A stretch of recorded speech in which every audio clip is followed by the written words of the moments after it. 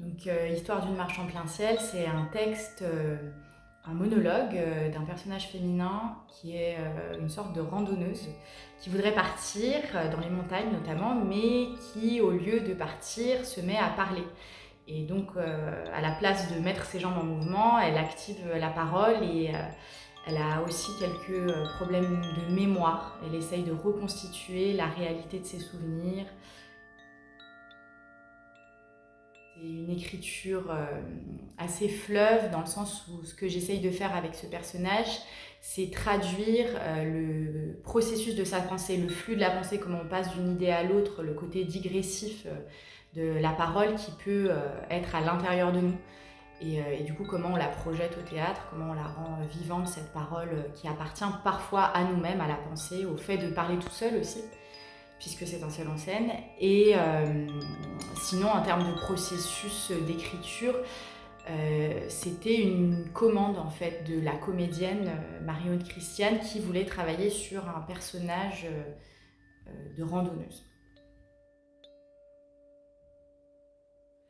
Donc à la base, en fait, j'ai voulu rassembler une équipe pour faire une vraie création de plateau où je mettais en scène donc Marie-Aude Christiane, mais l'idée c'était aussi de rassembler d'autres corps de métier, notamment au niveau sonore, au niveau de la lumière et de la vidéo. Pour moi, c'est des choses qui sont indispensables à la mise en scène. On ne peut pas faire un spectacle sans une création autour de ça.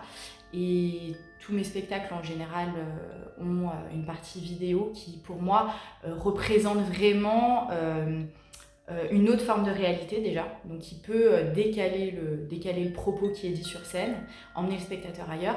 Et là, en l'occurrence, ce serait vraiment matérialiser la pensée du personnage sur scène. C'est comme quelque chose, un fil qui se tire de son cerveau et qui va aller se mettre sur la vidéo.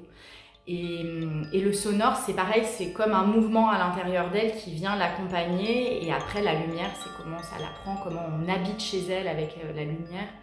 Et du coup, tout ce processus de création, il s'est fait vraiment avec une équipe que je considère vraiment comme une famille. Je vais lire une réplique du texte parce que je ne le sais pas. Le printemps arrive, je vais mettre mes chaussures de marche d'adulte et toutes ces pépites d'avant les drames vont de nouveau s'activer dans le mouvement du dégel après l'hiver.